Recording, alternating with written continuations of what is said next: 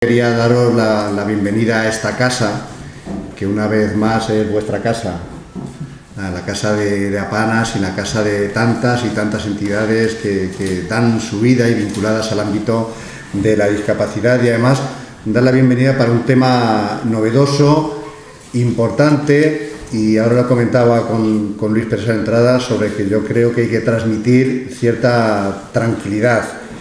Estos meses las Cortes Generales aprobaban, Luis Antonio que me corrija, que sabe esto más que yo, aprobaban probablemente la modificación en la legislación civil y procesal, quizás la más importante en la historia de la democracia, la Ley 8/2021 de 2 de junio. Una ley que además tiene en parte su precedente en la Ley de Protección y Garantía de Derechos de las Personas con Discapacidad. La ley que se hizo en nuestra región en el año 2018, y yo creo que ha servido, así se nos pidió desde el Ministerio, para poder avanzar en lo que ha supuesto ahora la nueva Ley 8/2021, para poder dar este gran paso en derechos. Digo gran paso en derechos porque se trata de un cambio muy importante, un cambio de modelo, el pasar de un modelo de sustitución en la toma de decisiones a un modelo de apoyo para que las personas con discapacidad puedan tomar las decisiones, sus propias decisiones en función de sus preferencias y sus deseos de vida a futuro. Un poco que va en la línea de la Convención de Naciones Unidas de Derechos de las Personas con Discapacidad, un poco de desarrollar el artículo 12 de esa convención. Esto no va a ser algo inmediato. Esto llevará tiempo, hay que adaptar sentencias, muchas sentencias. Yo creo que estamos hablando entre 280, 300.000 sentencias de incapacitación en toda España, es decir, algo que va a llevar posiblemente años. Incluso la propia ley establece que, salvo que se pida expresamente, los jueces tienen en torno a, creo que son 3 años, para poder adaptar todas estas sentencias en el conjunto del Estado. Un proceso donde, ya nos explicarán, tienen mucha influencia, mucha importancia los notarios, posteriormente el registro civil, pero yo creo que la mayor importancia la van a tener las propias personas con discapacidad, que van a ser las que van a tener la potestad y el poder, con los apoyos que se precisen, pues influir en cuál quieren que sea su proyecto de vida y sus deseos a futuro. Pero unos apoyos que yo creo, y por eso decía de transmitir tranquilidad, que yo creo que de momento tienen que estar más o menos prácticamente en el entorno de lo que tenemos ahora mismo, unos apoyos que básicamente van a tener que seguir siendo las familias, los guardadores de derechos, los defensores judiciales, la curatela en su caso. Veremos el papel de las fundaciones tutelares, salvo la tutela. Yo creo que la tutela es la única figura jurídica que expresamente deroga esta ley. Y este fin de semana estuve con Luis Pérez, estuvimos aquí en Toledo, el 13 encuentro de fundaciones tutelares de toda España, de fundaciones tutelares de discapacidad intelectual. En él estuvieron 29 fundaciones tutelares de todo el Estado, y yo creo que lo que se transmitió es ese mensaje de tranquilidad, de vamos a ir despacio, tiempo al tiempo, para el desarrollo de esta ley, porque es una ley que, como os digo, tiene mucho calado. Y poco más. Hoy, a petición de Apanas, se nos ha pedido el salón de actos, nosotros encantados de que puedan estar aquí, y también está, a petición de Apanas, Futucán, en representación de Futucán, pues su presidente y el ponente que vamos a tener ahora a continuación. Y Futucán, pues os recuerdo que es una de las 6 fundaciones tutelares que están o que pertenecen a la Comisión de Tutela de Castilla-La Mancha, y precisamente la más importante y la que aglutina la discapacidad intelectual. Y nada más, simplemente daros la bienvenida. Yo voy a tener que estar a la gente de la Dirección General aquí entre el público, porque es un tema que a todos nos interesa. Y sin más, os dejo con la presidenta Apanas. Gracias. De más.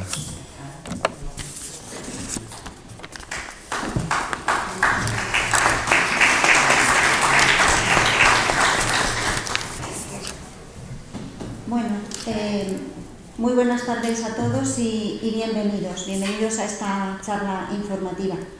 En primer lugar, agradecer a la Consejería de Bienestar Social que se ha puesto a nuestra disposición para facilitarnos la utilización del salón de actos en el cual nos encontramos hoy, y bueno, personalmente al director general que hoy nos acompaña y bueno, pues ha querido estar entre nosotros.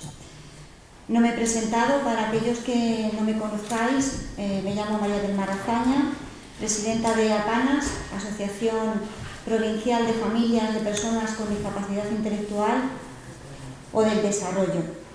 En segundo lugar, agradecer al ponente que nos acompaña hoy entre nosotros, una persona experta en la materia, Luis Antonio Perales, abogado de profesión, licenciado en Derecho por la Universidad de Castilla-La Mancha, abogado en ejercicio perteneciente al Ilustre Colegio de Madrid desde el año 1996, director del despacho jurídico Perales Casajuana Abogados, asesor jurídico de la Fundación Tutelar de Castilla-La Mancha Futucán desde 1998, miembro del Foro de Juristas de la Asociación Española de Fundaciones Tutelares desde 2005, miembro de la Red de Juristas de Plena Inclusión España desde su fundación en 2011, miembro del Foro de Discapacidad impulsado por el Tribunal Superior de Justicia y la Fiscalía General de Castilla-La Mancha,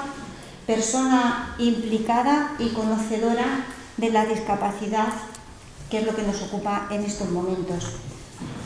Él nos va a informar y va a responder a las posibles dudas que surjan a lo largo de la charla. Y en tercer lugar, y no menos importante, es agradecerles a todos ustedes la asistencia. La charla que hoy nos ocupa, como muy bien decía Javier, partió de la reforma del Código Civil en el reconocimiento de los derechos de la Convención sobre los Derechos de las Personas con Discapacidad. La Convención expone que las personas con discapacidad tienen derecho a tomar decisiones y ejercer sus derechos que desde hace tiempo se vienen reivindicando. Bueno, una cosa más, solamente deciros que la charla se va a grabar y que también Luis Antonio está al tanto de ello y que ha accedido a ello. Y bueno, sin más, vamos a proceder al comienzo de la charla y voy a ceder la palabra a Luis Antonio Perales. En primer lugar, pues permitirme, aunque ya se nos haya ido, agradecer al director general, agradecer a todos los que nos han facilitado estas magníficas instalaciones de la consejería, a las personas que nos las han cedido.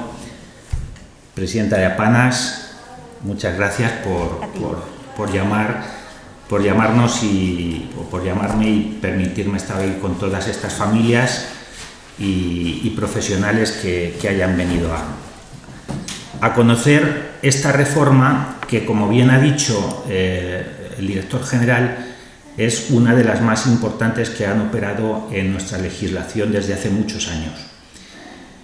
Esta reforma obedece a la Convención de Naciones Unidas de los Derechos de las Personas con Discapacidad. Fue una norma que auspició la ONU, la Organización de las Naciones Unidas, en el año 2006.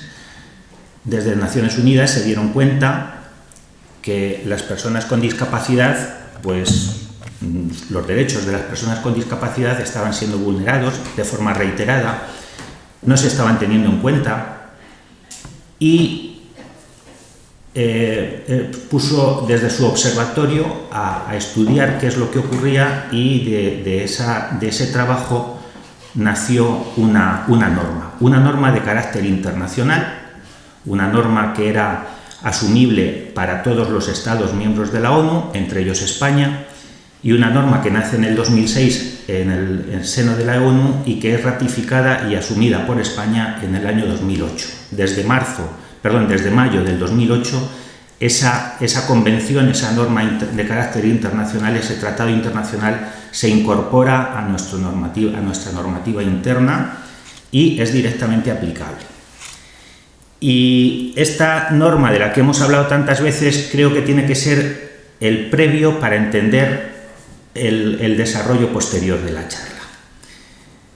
La Convención de Naciones Unidas, y voy a leerlo textualmente porque creo que es importante, en su artículo 12 decía: igual reconocimiento de la persona ante la ley. Dice: las personas con discapacidad tienen derecho en todas partes al reconocimiento de su personalidad jurídica. Las personas con discapacidad tienen capacidad jurídica en igualdad de condiciones a las demás en todos los aspectos de su vida. Y los Estados partes, entre ellos España desde el 2008, adoptarán las medidas pertinentes para proporcionar acceso a las personas con discapacidad al apoyo que puedan necesitar en el ejercicio de su capacidad jurídica. Esto es lo que decía el artículo 12, básicamente, algunas cosas más, pero os he reseñado lo más importante, y España lo hizo suyo desde, como digo, desde el año 2008.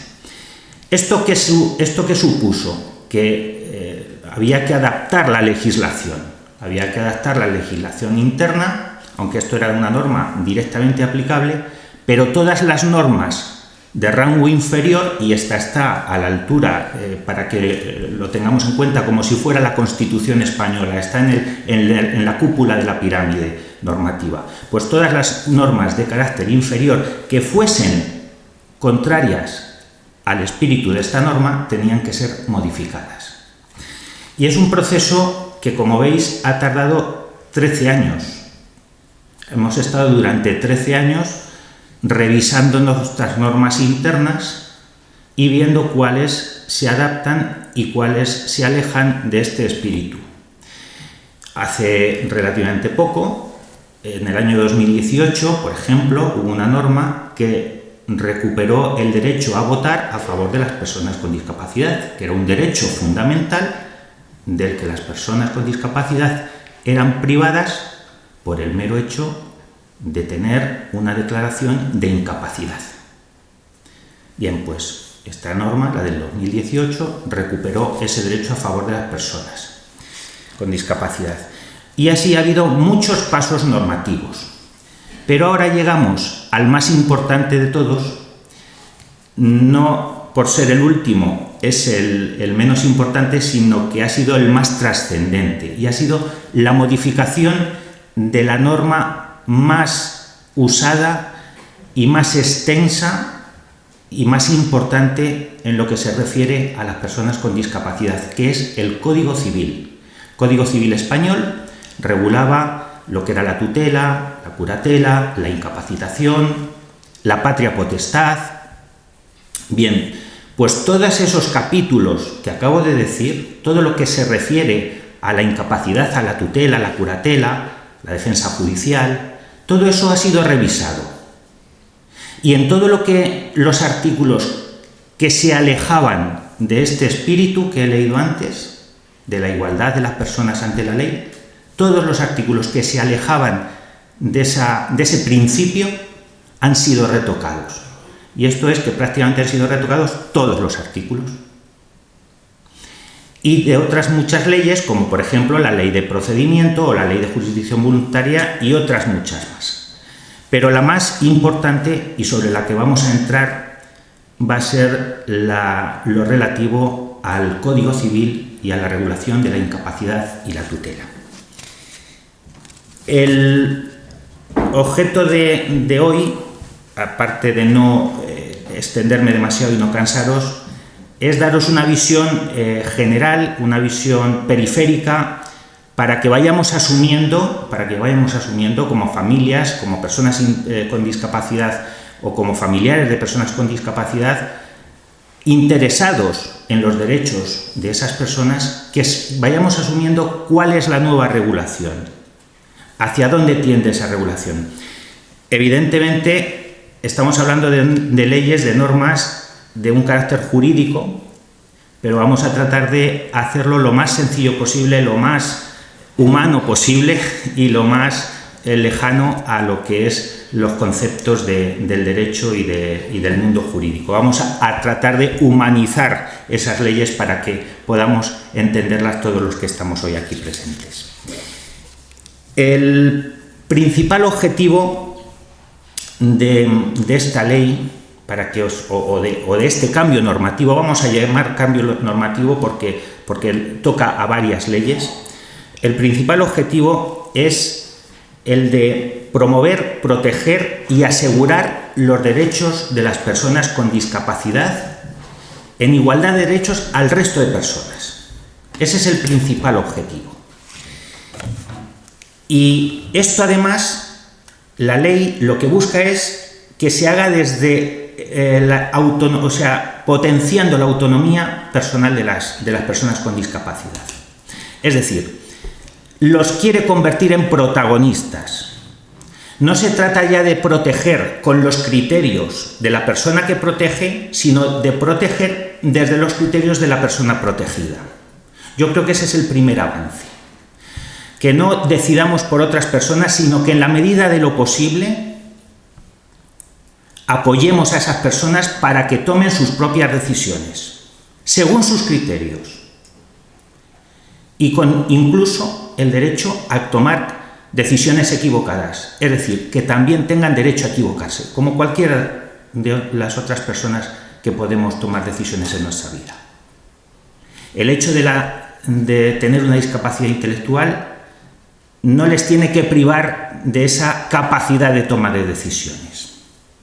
El nuevo modelo, el modelo por el que apostó en su día la Convención y ahora ha apostado este cambio normativo desde que ha entrado en vigor el 2 de junio de este mismo año, el 2 de septiembre de este mismo año, la ley es del 2 de junio, pero entra en vigor el 2 de septiembre,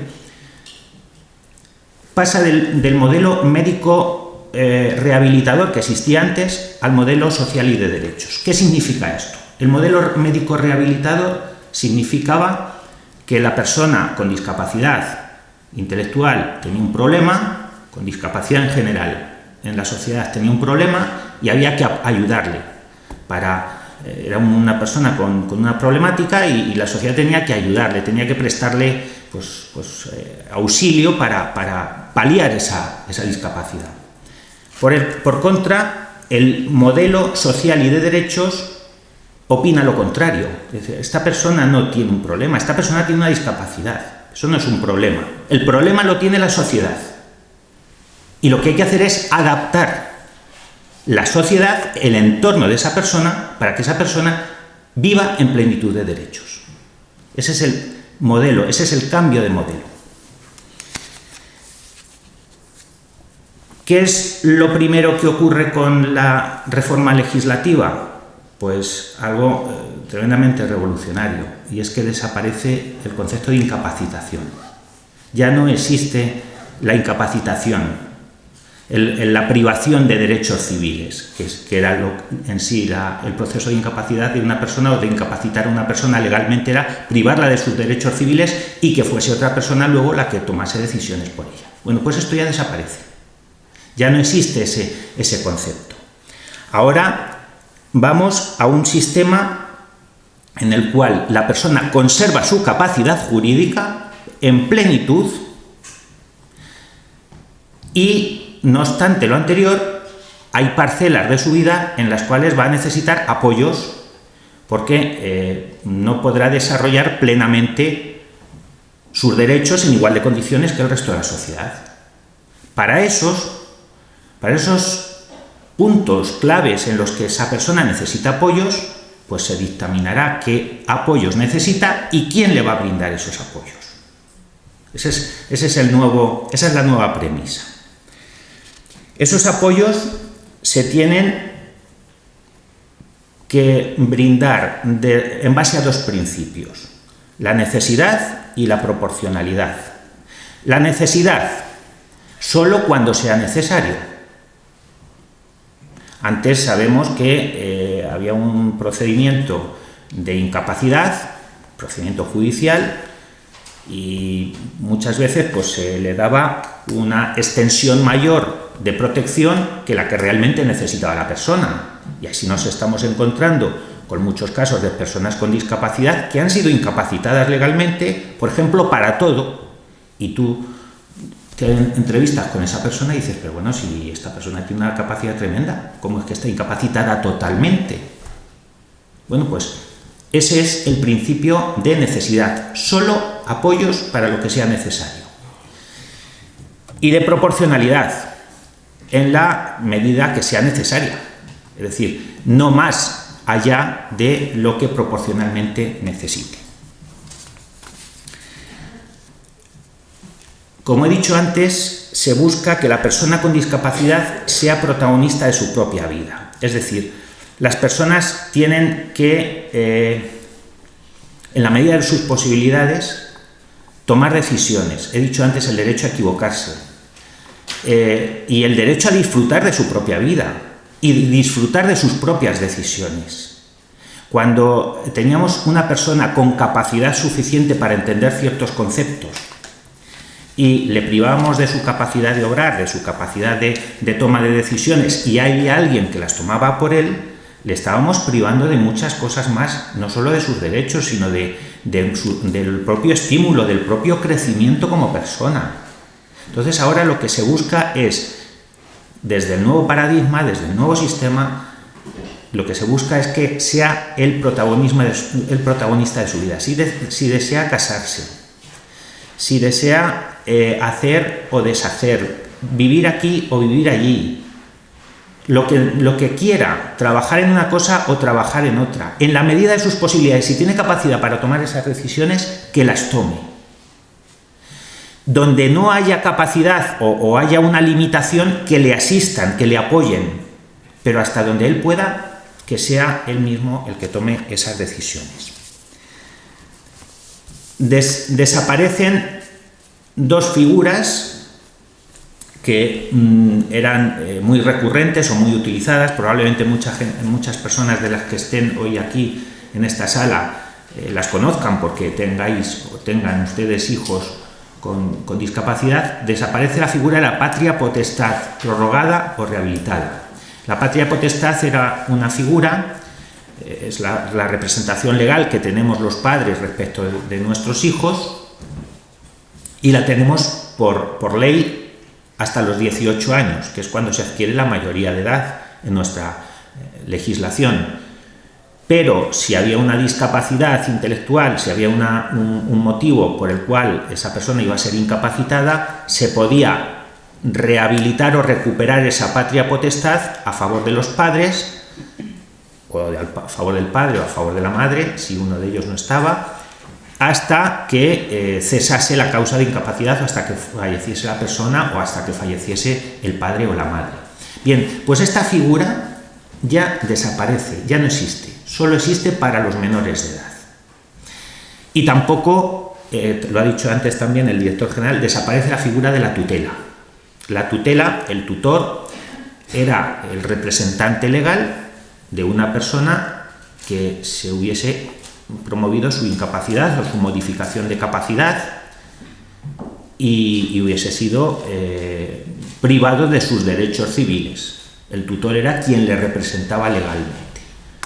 Probablemente muchos de los que estén hoy aquí, muchos de ustedes, sean tutores de un familiar, de un hijo o no lo sé, pero es muy probable que ustedes tengan, algunos de ustedes, efectivamente, sentencias de incapacidad en la que sean tutores o de un hermano. Esa figura ha desaparecido también. Ya es una figura que pertenece al pasado.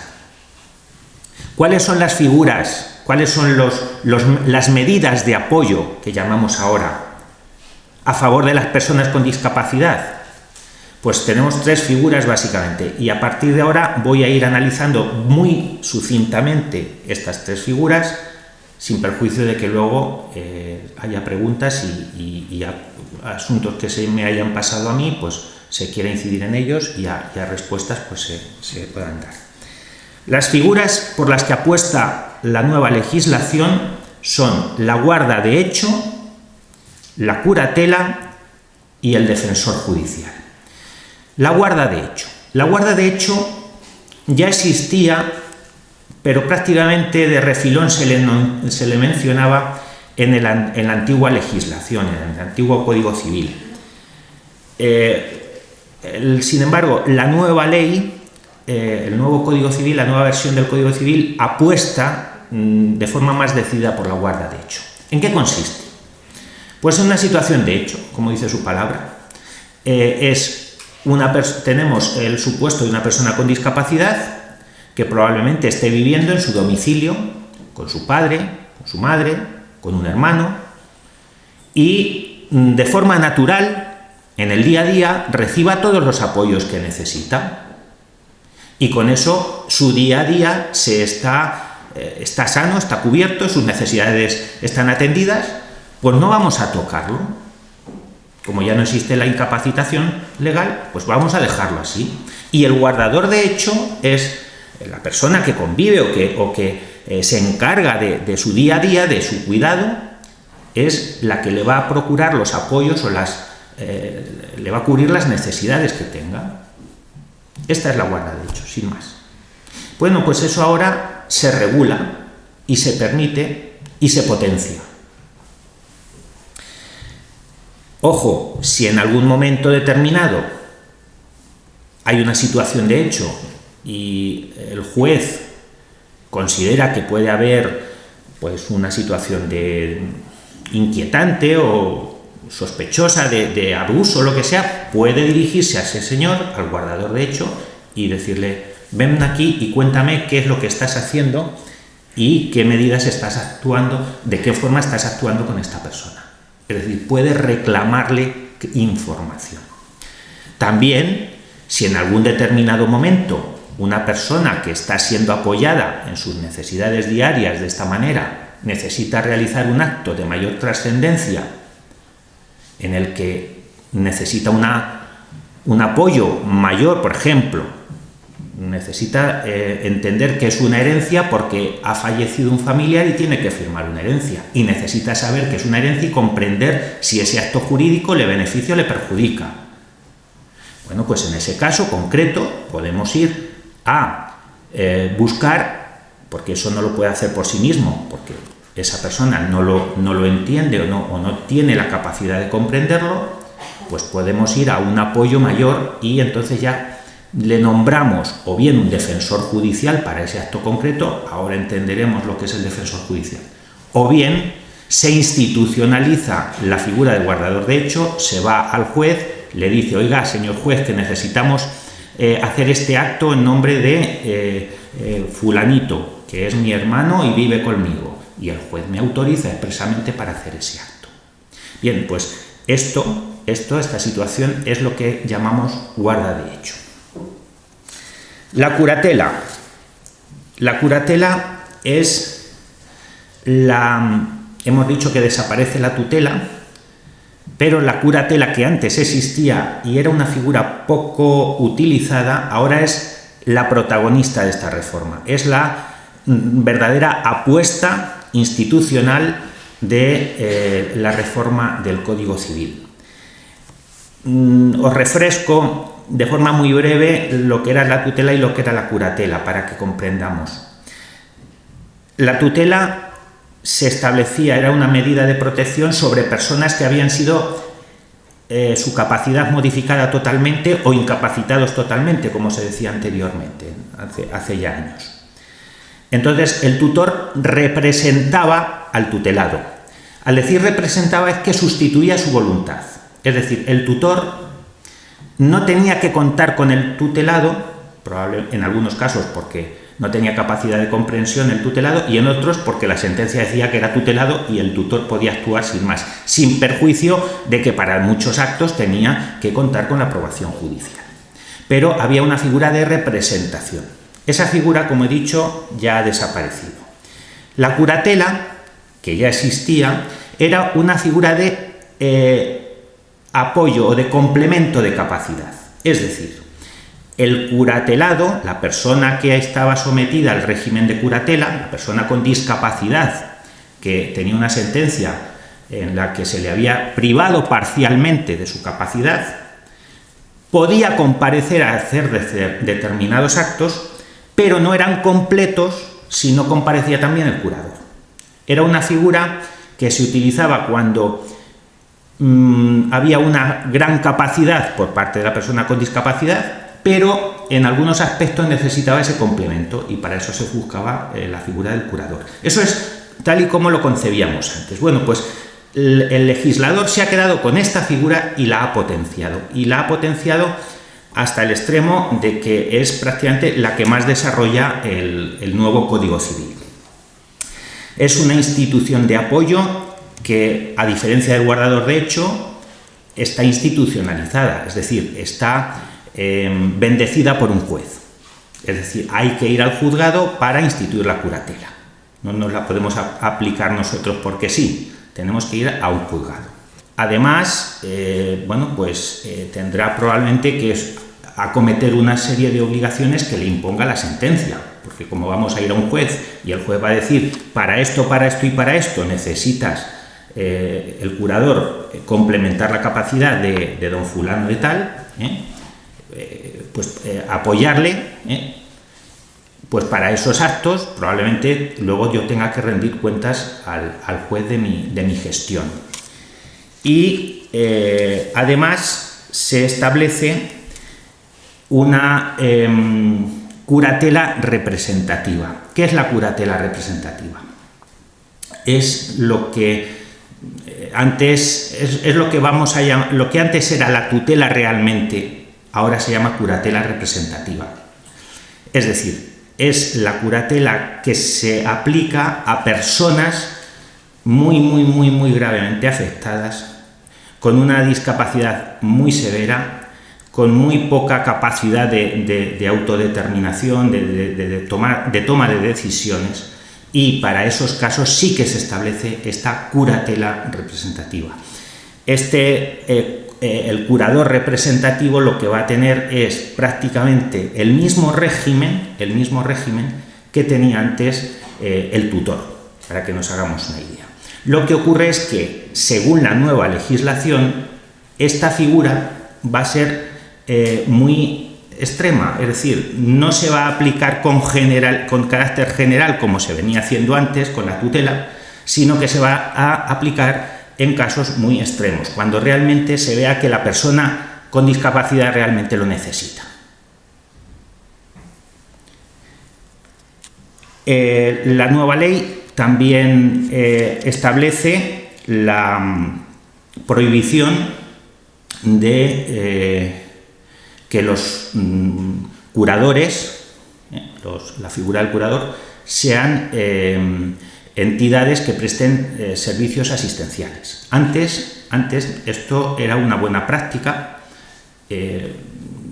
Las fundaciones tutelares, de hecho, nacieron precisamente por eso, para evitar que el prestador de servicios, es decir, las residencias o las instituciones que gestionaban residencias, fuesen representantes o curadores en este caso, antes tutores de personas con discapacidad. Para ello nacieron las fundaciones tutelares, para evitar que hubiese un doble puesto de juez y parte respecto a la persona con discapacidad. Es decir, yo gestiono sus intereses y además le presto el servicio asistencial. Para evitar eso, pues había una buena práctica, que esto se ha llevado a efecto desde que tenemos uso de razón, desde que nacieron las fundaciones tutelares allá por los años 80, a partir del 83 que hubo la reforma legislativa, pero ahora ya lo regula, ya no es una buena práctica, ahora ya lo regula expresamente el Código Civil. En cuanto a la defensa judicial, bueno, la defensa judicial es una figura muy puntual, es una figura que digamos, se va a utilizar en casos, por ejemplo, si hay una incompatibilidad de intereses. Por ejemplo, imaginemos que el guardador de hecho o el curador es el hermano de la persona con discapacidad y los dos tienen que acudir a aceptar una herencia porque son los dos hijos del que ha fallecido. Hay una incompatibilidad de intereses, yo soy heredero, mi hermano es heredero, y puede ser que sus intereses y los míos estén opuestos. Entonces, para ese acto concreto, para apoyar en la aceptación de esa herencia en todos los trámites hereditarios, pues buscaremos a un defensor judicial, que se buscará el proceso para eso, nada más. Otro caso que se puede buscar una defensa judicial, pues por ejemplo, si hay una persona que necesita apoyos y se le está buscando o se está iniciando un proceso para buscar qué apoyos necesita y quién se lo va a dar, y en ese ínterin, en ese espacio de tiempo hasta que se encuentra esta persona, pues el juez puede buscar a un defensor judicial que sea quien le brinde los apoyos, quien asista y quien apoye a esa persona. Básicamente, ya digo, son casos muy puntuales, no es una figura con vocación de permanencia. En cuanto a un aspecto que creo que es muy relevante, la autocuratela. Antes hablábamos de autotutela, ahora es autocuratela.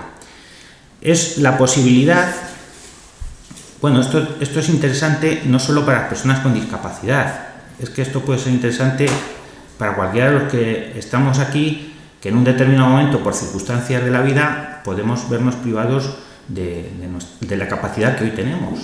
Para un accidente, el caso de un accidente de tráfico, un accidente de cualquier tipo que nos afecta a la capacidad cognitiva, o un deterioro cognitivo por razones de enfermedad, un Alzheimer, etc. La autocuratela es la posibilidad de que diseñemos que si alguna vez me ocurre eso, estoy en esa situación, ¿cómo quiero que me asistan? ¿Quién quiero que me asista? ¿Quién no quiero que me asista? Todo eso lo podemos diseñar y eso lo podemos hacer en una escritura pública. Esa figura de la autocuratela está también regulada en el Código Civil y es una figura muy recurrente. Y también está diseñada para personas con discapacidad que tengan suficiente conocimiento, suficiente capacidad para comprenderlo y quieran decir, oye, pues mira, yo sé que necesito apoyos en determinados aspectos de mi vida. Por ejemplo, en el aspecto económico. Es un tema en el que no me gobierno bien. Y lo sé. Y voy a un notario y hago un documento en el que digo, para esto quiero que me gestione mis intereses esta persona. Y le marco las pautas de lo que quiero.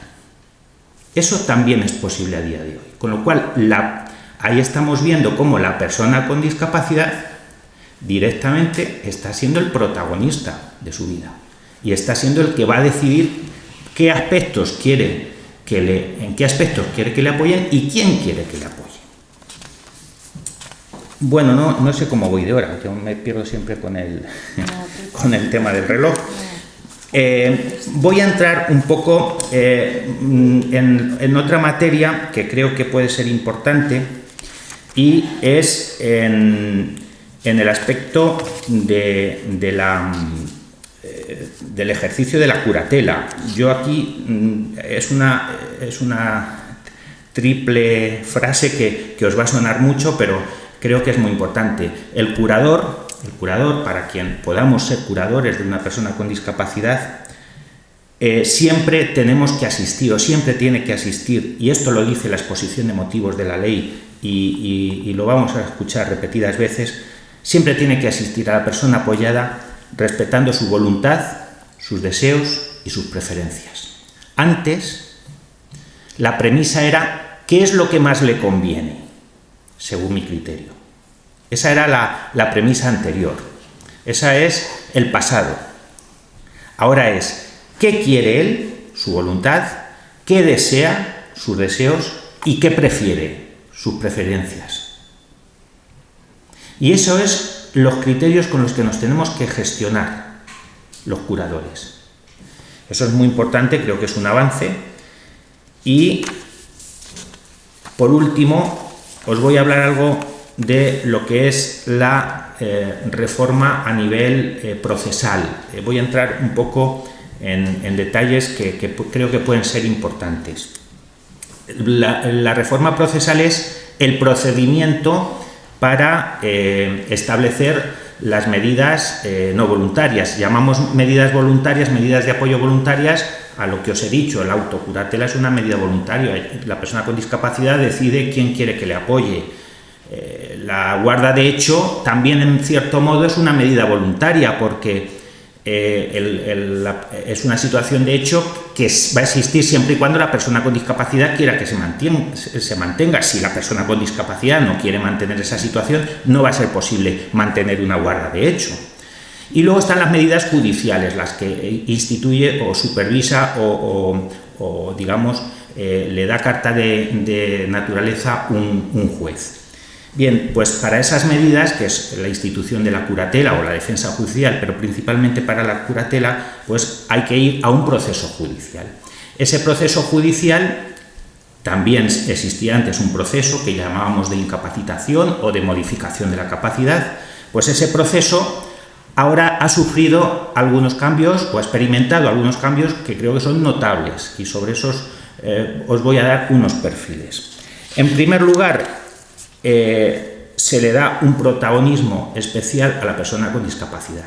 Es decir, la persona con discapacidad tiene que ser el protagonista de ese proceso. Antes, no vamos a entrar a analizar cómo eran los procesos anteriores porque ya no tiene sentido, pero se podía celebrar un proceso, tramitar un proceso en toda su extensión sin contar en absoluto con la persona con discapacidad.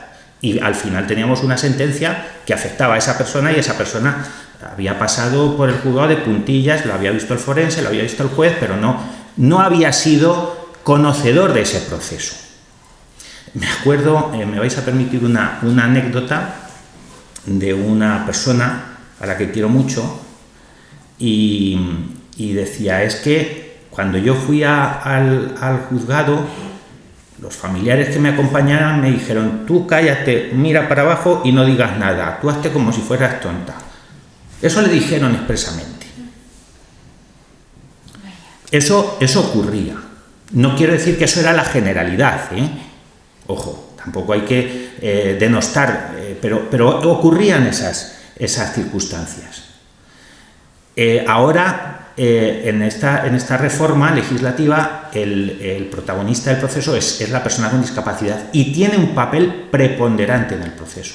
Hasta tal punto, fijaos, que si hay una prueba, que ahora os lo comentaré, la prueba que hay, que es la audiencia de parientes, que es decir, el juez se va a entrevistar con los parientes próximos a la persona con discapacidad, y si la persona con discapacidad no quiere que alguno de sus parientes acuda al juzgado, tiene esa capacidad de hacerlo. El propio persona con discapacidad puede promover el procedimiento, es decir, puede decirle al juez, señor juez, tengo unas limitaciones, quiero establecer unas medidas de apoyo para mis limitaciones, y quiero que se me instituya la figura de un curador. Pero ojo, no quiero que sea ni ese ni ese. Y son mis familiares. Incluso no quiero que desfilen por el juzgado. No quiero que pasen por el juzgado. Hasta ese punto se le da el protagonismo a esa persona. Algunos os echaréis las manos a la cabeza y diréis, madre mía. Bueno, también tengo que decir que hay que huir, y esto ya no es una cuestión legislativa, es una cuestión con visión de futuro. Tenemos que ir huyendo de la protección paternalista que tenemos muchas veces las personas con discapacidad. Hasta ahora teníamos un afán de protección, pero muchas veces de superprotección. Y esa superprotección en algunas ocasiones rozaba la libertad o la capacidad de crecimiento de esas personas. Y eso tiene que ir cambiando, ¿eh?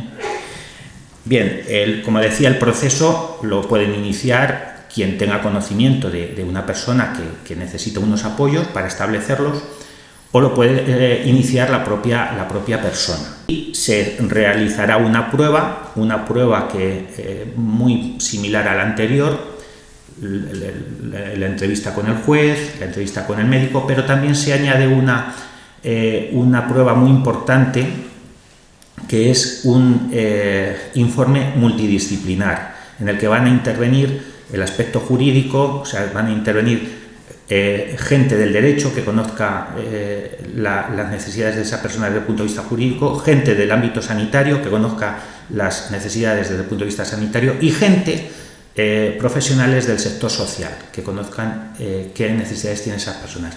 Quizá en los anteriores procesos la prueba muchas veces era precaria.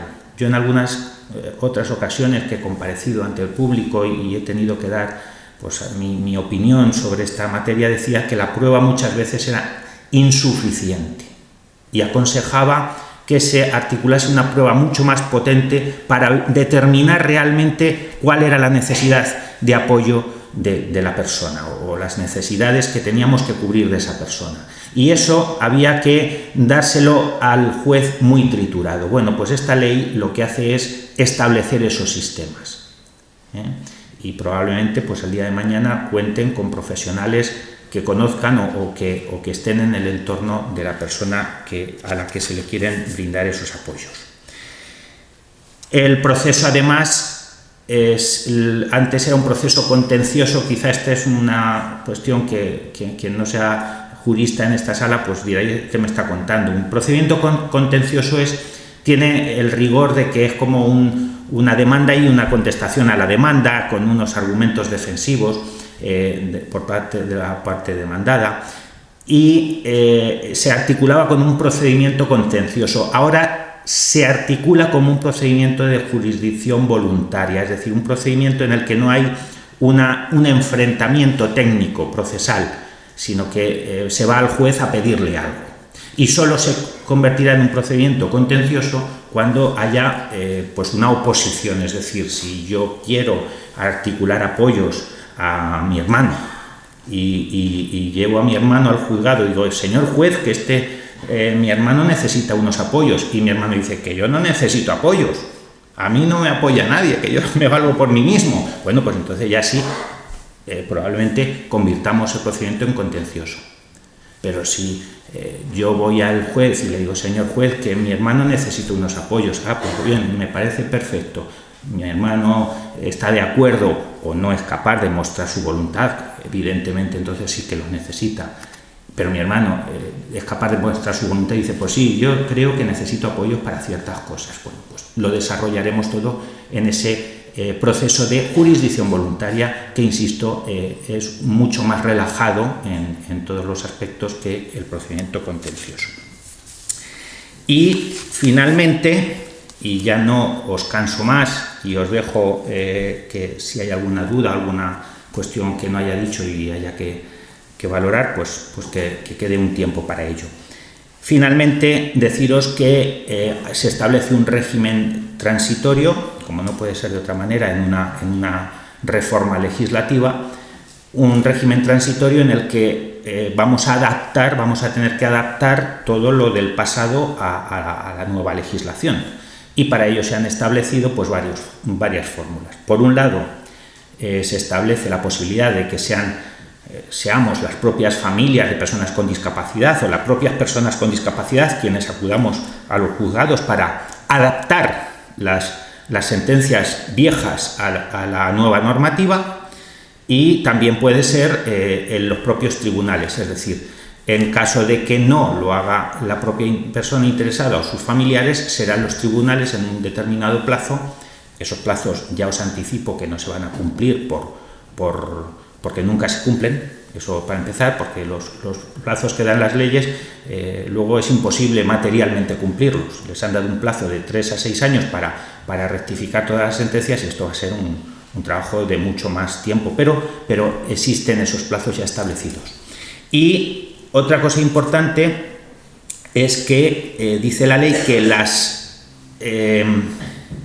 sentencias que se dicten al amparo de la vigente legislación, de la legislación que ahora ha entrado en vigor, tienen que ser revisadas. Sabéis que antes había una sentencia y se podía pedir la revisión, pero a priori esa sentencia ya era definitiva y para siempre. Ahora el propio juzgado, el propio juez que dictamine, dirá que esa sentencia tiene que ser revisada en un plazo de 3 años, máximo de 6.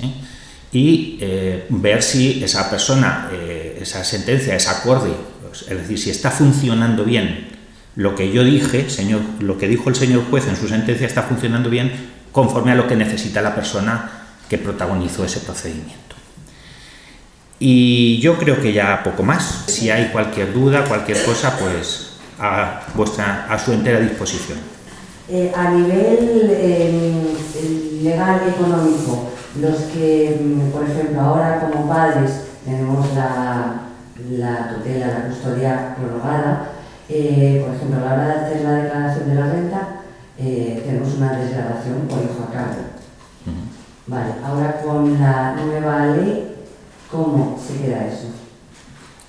Yo entiendo que no incide las prestaciones, es decir, los regímenes económicos de prestaciones públicas, que es una prestación por hijo a cargo o cualquier otro tipo de prestación por ayuda de tener un hijo con discapacidad, no incide en absoluto esta normativa. Es decir, no es relevante esa situación. El que tenga derecho tendrían que cambiar lo que es la legislación de la seguridad social, por ejemplo, que es en este caso la que regula la prestación por hijo a cargo. Por tanto, esta norma no se ha visto tocada por ese motivo. Puede estar tranquila.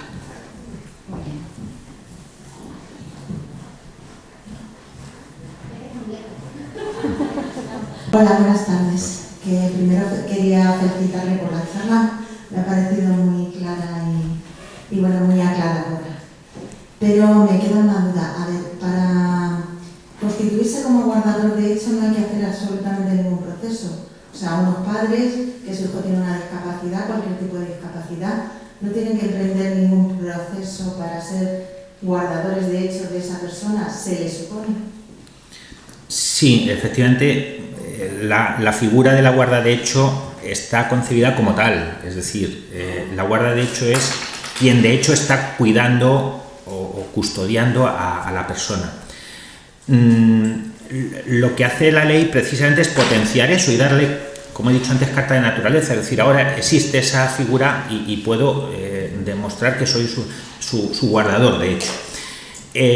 Si la persona con discapacidad tiene suficiente capacidad para comprender que está conviviendo contigo, con usted, y estamos compartiendo pues todo lo que tiene que consentirlo, es decir, si la persona no quiere, no se le puede imponer.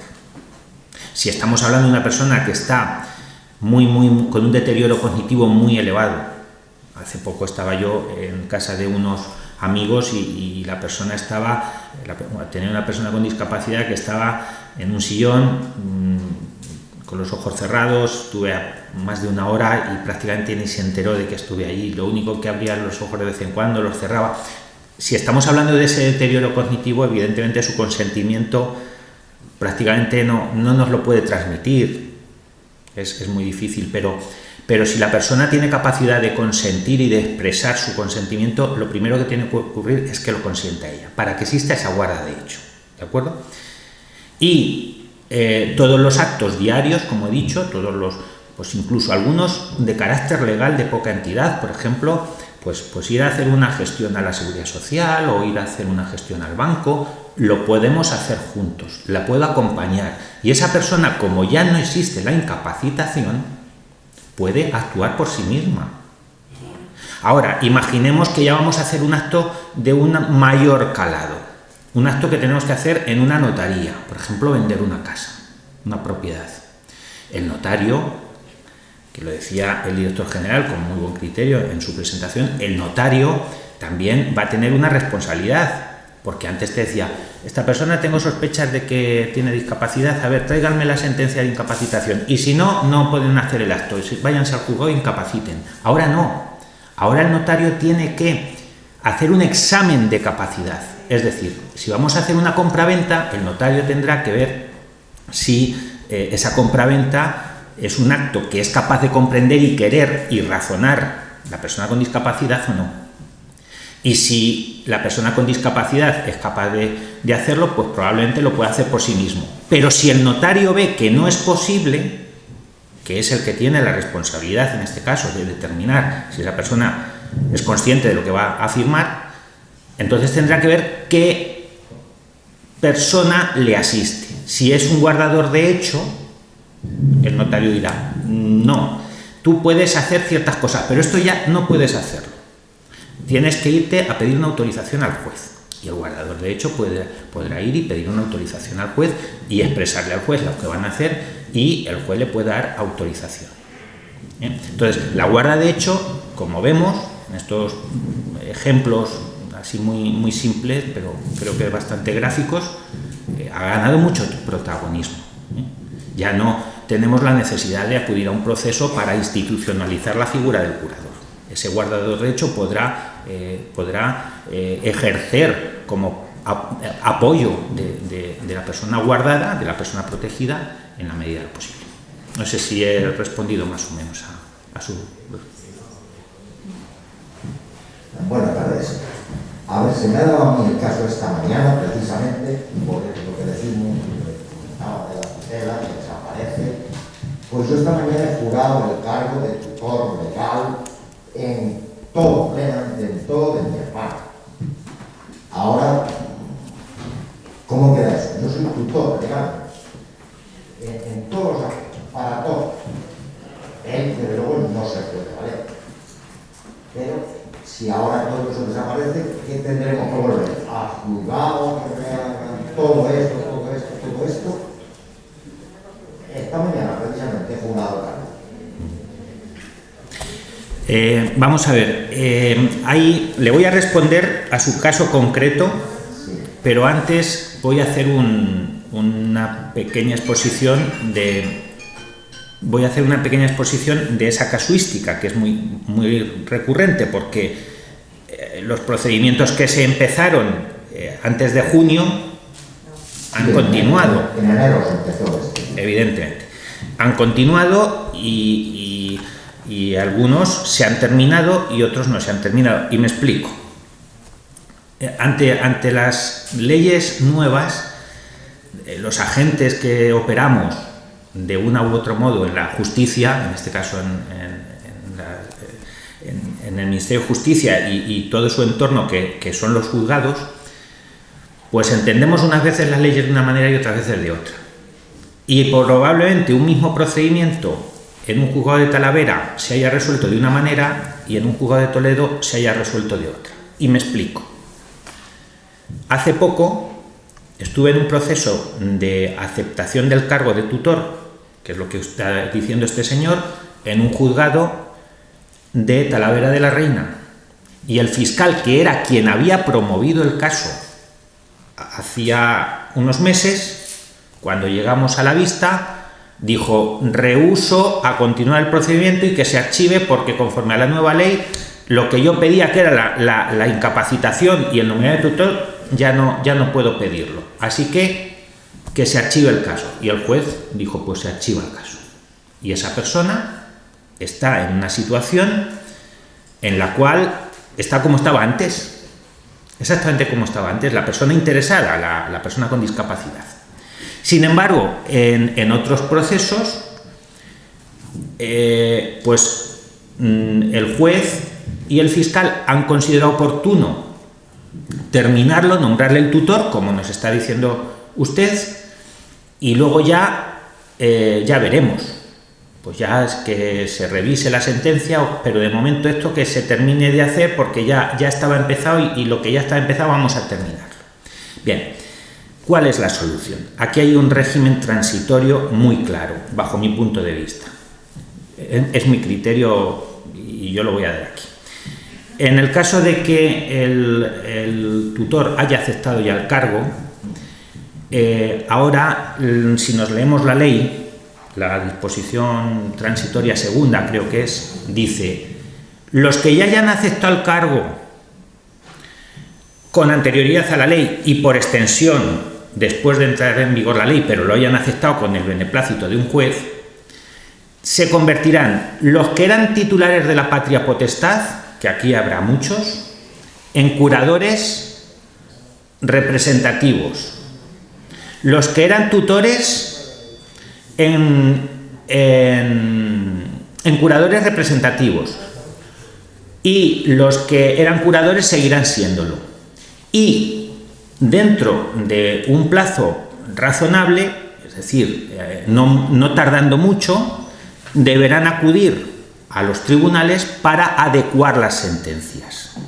Porque la sentencia, si la leemos, está redactada con criterios antiguos, con criterios que ya no existen, porque habla de incapacidad, porque habla de modificación de capacidad, porque habla de privación de derechos. Y habla de instituciones como la tutela o la patria potestad que ya no existen. Entonces, habrá que adaptar esa sentencia. Por tanto, en el caso concreto, y ahora respondo expresamente a su pregunta, ¿qué es lo que tiene que hacer usted?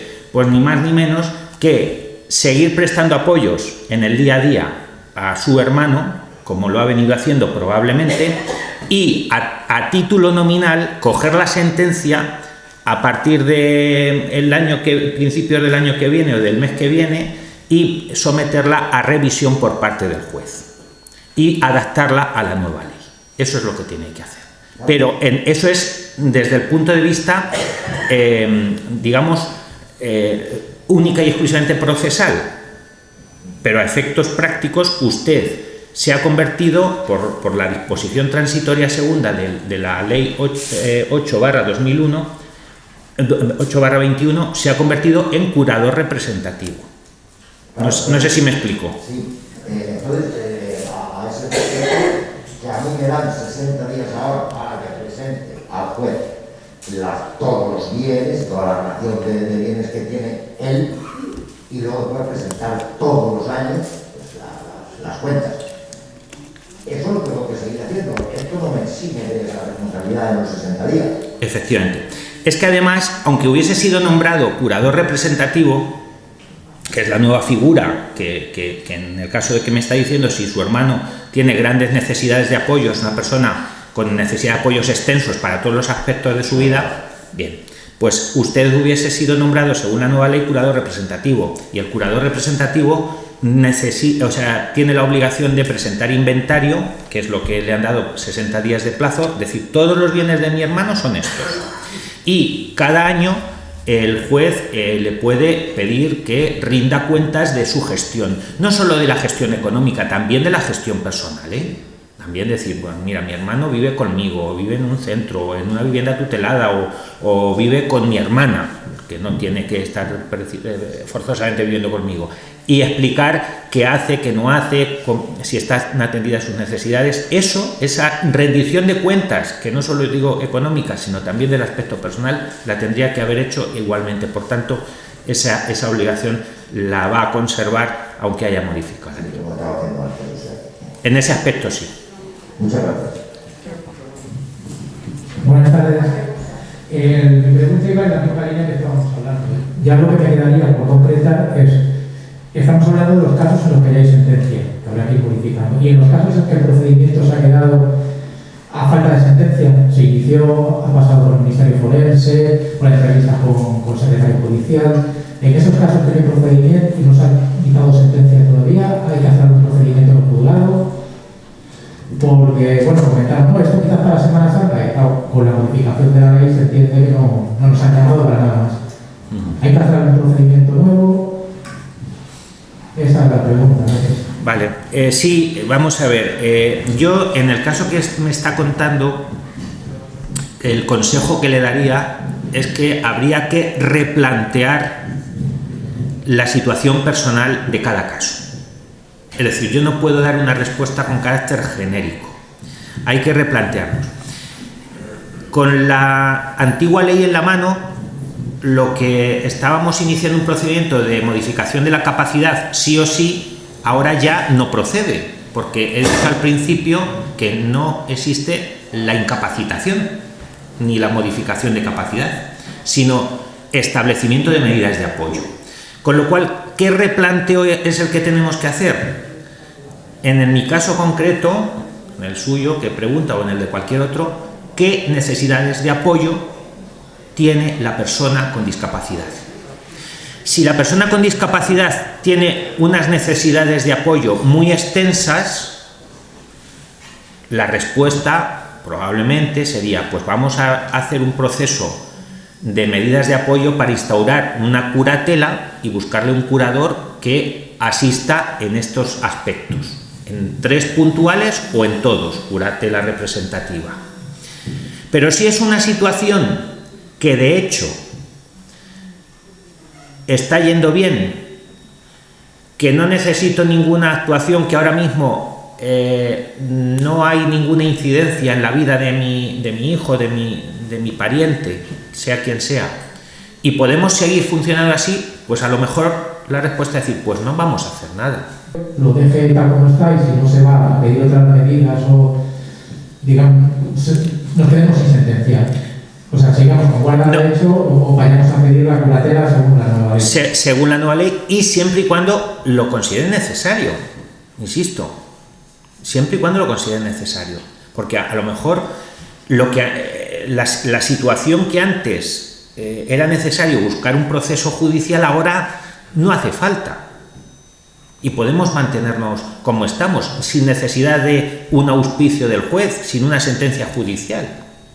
Por eso digo que hay que replantear cada caso concreto y verlo en la nueva normativa, como decía la señora que me ha preguntado antes, pues a lo mejor una guarda de hecho que antes me veía obligado a dictar una sentencia y a instaurarme como tutor o curador, y ahora mismo como existe la guarda de hecho y la guarda de hecho le hemos dado mucha importancia, pues a lo mejor me voy a mantener, me voy a acoger a esa figura y no tengo que hacer nada, no tengo que pisar el juzgado. A lo mejor dentro de 2 años, si me es necesario pisar el juzgado, pues ya lo haré. O a lo mejor no me es necesario pisar el juzgado nunca. Es que la vuelta de tuerca que se ha dado a la ley es muy grande, no es fácil, espero que hoy hayan sacado algo en claro, pero es difícil asimilar esta renovación que se ha hecho de toda la materia de discapacidad en la regulación civil, No sé si estoy explicándolo. Sí, perfectamente, lo entiendo, muchas gracias. Ahí por aquí. Sí, hay más preguntas. Hola, buenas tardes. Bueno, daría las gracias por la información del señor Carlos.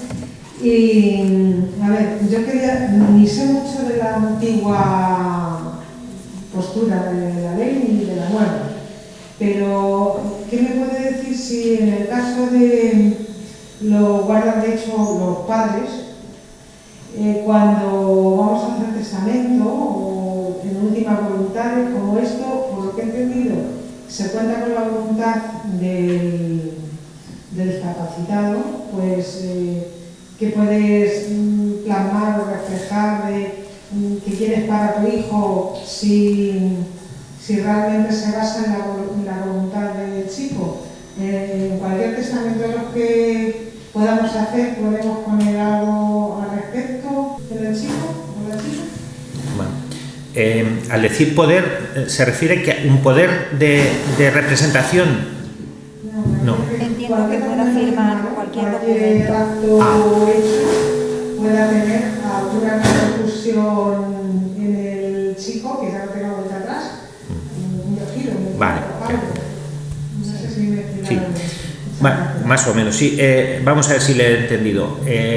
Voy a empezar por el final y espero que no se me olvide luego la pregunta al principio. Mi escasa memoria.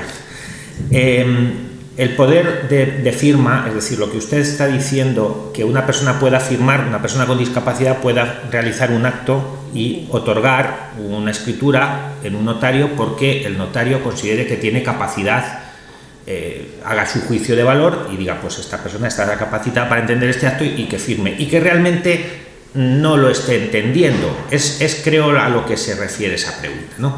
Bien, los notarios tendrán que reforzar los sistemas que actualmente tienen de contrastar la capacidad de las personas. Es una responsabilidad. Hablaba con un notario que decía, vaya marrón que nos ha soltado la ley. Es que fijaos que antes, cuando tenían una ligera duda, decían, no, usted váyase a un proceso y cuando el juez me diga quién le representa, ven. Ahora no es así. Entonces tendrán que establecer sus propios criterios de valorar a las personas. Eso es una responsabilidad que va a recaer sobre el colegio notarial, sobre el colectivo de notarios de nuestro país, y no le puedo decir a día de hoy, a un mes escaso de la entrada en vigor de la ley, qué medidas van a adoptar. No le puedo decir. Pero sí que le voy a dar, por su tranquilidad y por la tranquilidad de cualquier otro que pueda tener ese temor y que esté en esta sala, le voy a dar una herramienta que da la ley, y que esa no existe desde ahora, existe desde hace mucho tiempo, desde que el Código Civil español existe, y es la posibilidad de anular los actos por falta de consentimiento. Es decir, si la persona con discapacidad es una persona que firma, que se le cuela la capacidad al notario, que entiende el notario que tiene capacidad y que luego realmente no la tenía, y esto es verificable, porque puede ser verificable muy fácilmente, podemos irnos a los tribunales y pedir la anulabilidad o la nulidad incluso de ese acto. ¿Por qué? Porque podemos demostrar que la persona que firmó no era consciente de lo que firmaba, y eso luego se puede demostrar. Ese es el caso, por ejemplo, en el que vamos a ir a un caso práctico para que lo entendamos todos. Si mi hijo con discapacidad lo embaucan, vamos a llamar así, y lo llevan a la notaría, y yo le puse un piso a su nombre y él pone el piso que yo le puse a su nombre a nombre de un tercero por 4 perras gordas, que a lo mejor hasta ni ve, porque su gana de complacer a esos amigos, tal, le invitan a hacer ese acto sin más miramientos, y yo luego me entero, o alguien de familiar o alguien que quiere proteger a esa persona se entera, aunque se haya hecho la escritura, puede ir al juez y decirle: oiga, mire usted, a este señor lo engañaron. Este señor lo engañaron porque no tenía capacidad de comprender esto. Y se puede anular ese acto. ¿Cuánto tiempo hay para anular ese acto? Al menos los actos anulables, que son los que menos protección tienen, al menos un año. Por tanto, es una cuestión que existe ahí para proteger. Pero bueno, es un riesgo como todo en la vida. Vamos a ver, por poner también un ejemplo, a lo mejor cualquiera de nosotros no tenemos ninguna discapacidad, tenemos plena facultades, y nos embauca alguien. Eso se da mucho en personas con cierta edad que no tienen privadas sus capacidades y ponen en valor lo que me ofrece esta persona y lo que me pide, y dice: pues por lo que me ofreces te doy lo que pides, y realizan actos dispositivos. Eso ha ocurrido. Y puede seguir ocurriendo. ¿Que ahora puede ocurrir con personas con discapacidad también es cierto, pero quiero decir que es un riesgo que tenemos todos, incluso todos los que estamos aquí. La segunda pregunta, la primera que me hizo, tema del testamento. El testamento lo puede hacer los padres a favor de los hijos en los términos que lo venían haciendo. Lo que no pueden hacer ahora los padres que tenían rehabilitada la patria potestad era la sustitución ejemplar, que era otorgar testamento en sustitución de mi hijo, al que tenía incapacitado y bajo mi patria potestad. Eso ya no se puede hacer. Lo que sí puedes hacer es testamento a favor de los hijos y a favor del hijo con discapacidad. Y lo que no he dicho antes, y aprovecho para decirlo, es que también las personas con discapacidad pueden otorgar libremente testamento. Antes era muy habitual que se les privase de ese derecho. Bueno, tampoco he dicho, y aprovecho a decirlo, que hay un régimen transitorio en la nueva ley que se quedan sin efecto todas las suspensiones de derechos que afecten a personas con discapacidad. Ejemplo, las sentencias decían: se le priva del derecho a conducir vehículos de motor, se le priva del derecho a tenencia de armas, etcétera, a otorgar testamento. Todas esas privaciones de derecho desde el 2 de junio dejan de tener efecto. Ahora, Si la persona va a conducir un vehículo, tendrá que saltar las pruebas de acceso al carnet de conducir que marca la Dirección General de Tráfico. Y si la persona tiene capacidad para superar esas pruebas, tanto estas, como se dicen, psicotécnicas como intelectuales, como del examen, pues los tendrá. Y si no tiene capacidad, pues no los tendrá. Pero es una limitación que nos afecta a todos por igual. No por el hecho de tener una discapacidad, tú ya no puedes conducir. Y la de tenencia de armas, lo mismo. Si supero los psicotécnicos y cumplo con todas las bendiciones que dice la Guardia Civil o quien lo diga, el Ministerio del Interior, pues podré obtener el permiso de armas, pero no por el hecho de tener una discapacidad, ya tú no puedes tener armas de fuego. Y respecto a los testamentos, y al hilo de la pregunta de esta señora, y ya corto con esta pregunta porque me estoy extendiendo demasiado, las personas con discapacidad también podrán otorgar testamento, pero el notario tendrá que verificar que es capaz de entender lo que quiere hacer. Y si tiene dudas, dice la ley que se tendrá que auxiliar de dos facultativos, dos personas que puedan determinar desde el punto de vista psicológico o desde el conocimiento de la materia que esa persona es capaz de comprender esos actos. Si tiene dudas, si no tiene dudas, el notario puede recoger perfectamente el testamento que quiera otorgar a una persona con discapacidad. Hola, buenas tardes. En primer lugar, le agradezco muchísimo que haya venido por aquí y nos esté contando, pues eso, lo que nos está contando. No le voy a hacer una pregunta concreta, como ha habido muchas por aquí, sino van a ser reflexiones más bien generales. Nos hablan, bueno, la ley ya está hecha, está en vigor, hay que cumplirla y es lo que hay. ¿Qué es lo que voy a decir? Venimos de un paradigma para otro. Pues seguramente mucha gente aquí no sabe lo que es un paradigma, a mí a veces me cuesta, ¿no? Pero la idea de que nuestros familiares sean los que decidan cómo debe vivir su vida, ¿no? Que esa es la idea del paradigma actual, pues creo que estamos todos de acuerdo. Nadie tenemos dudas. Ni antes ni ahora.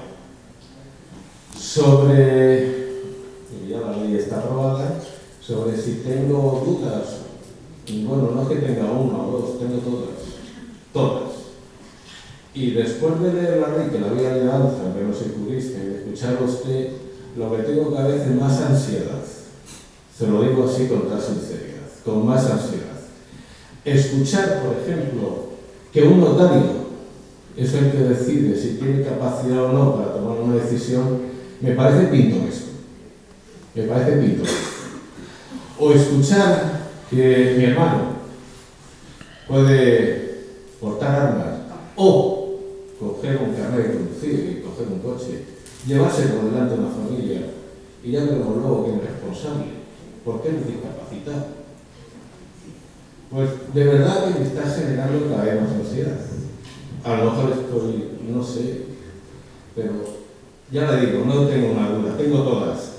Y los que me conocen saben que la vida de mi hermano, la es que mi hermano, antes y después de la ley. Lo que sí he echado de menos es, en esta ley, en lo que comentamos, es que parece que a los familiares nos han echado toda la responsabilidad y el aparato jurídico se ha quitado de medio. No podía ser que antes hacíamos una solicitud y la respuesta de esa solicitud en el juzgado era un año más tarde. El problema no era la ley, el problema eran los recursos. Y me parece muy bien, hombre, dar la vuelta a la situación con un calcetín. Desde la buena voluntad, estoy convencido que el jurista va a ser de la buena voluntad. Pero me temo, y ojalá me equivoque, que lejos de ayudarnos, nos han creado un problema grave. Y lamentablemente, cuando se hace un cambio, a mí, o lo que sea, nadie da marcha atrás. Nadie da marcha atrás. Y, sinceramente, me voy agradeciéndole su presencia, de verdad, agobiado. Esa sería la palabra, agobiado. Ojalá nos vaya bien. No es que tenga una duda, las tengo todas. Sí.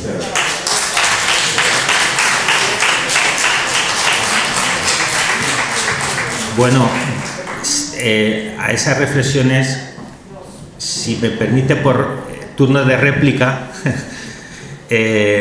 voy a poner, no quiero desde luego, mi intención cuando he venido hoy a Toledo no era agobiar a nadie, y mucho menos que se vayan con una sensación de desesperación, y lo digo por él o por cualquier otra persona. Y para replicar o para apuntar algunos aspectos de lo que ha dicho este señor, lo primero que voy a empezar es diciéndoles que el que se sienta a este lado de la mesa también es hermano de una persona con discapacidad. Me lo temía. No soy ajeno a las dificultades de la vida diaria de una persona con discapacidad, porque llevo 45 años con él. Ahora ya desde que me casé, evidentemente no estoy todos los días con él, pero estoy cerca de mi familia y de los problemas porque llevo 55 del entorno. Entonces, lo primero que tengo que decir, y un poco por relajar esa sensación de agobio, yo cuando escuché por primera vez el nuevo paradigma, y uso esa misma palabra, la nueva filosofía, la que aplicaba la Convención de Naciones Unidas, que es la que ha retomado ahora el Código Civil, recuerdo que fue al poquito tiempo de entrar en vigor, poco más del 2008. Estábamos en Albacete en una facultad, estaban escuchando una ponencia con motivo de la Convención de Naciones Unidas. Y salimos de allí diciendo, madre mía, esto no hay quien le entre en la cabeza. Esa fue la sensación que yo tuve. La primera vez que escuché a un magistrado hablar convencido de la Convención de Naciones Unidas. Y me acuerdo que nos montamos, mi padre y yo en el coche, estuvimos los dos y volvíamos de viaje desde Albacete a Tomelloso diciendo, es que esto no hay quien lo entienda, esto es que es imposible asimilarlo. Yo ahora, por motivos profesionales, les puedo decir a todos que desde aquella charla del 2009 hasta el 2021 he estado rozándome con esta progresión que hemos experimentado. Y bien o mal, yo ahora creo que he cambiado mi filosofía de entonces y ahora la entiendo como acertada. El tema es que hay que hacer una corrección de todos nuestros esquemas, y eso es muy difícil. Eso no se consigue en un día. Es decir, la ley entra en vigor de un día para otro, pero los esquemas mentales de las personas no cambian de un día para otro. Eso lo podemos asegurar.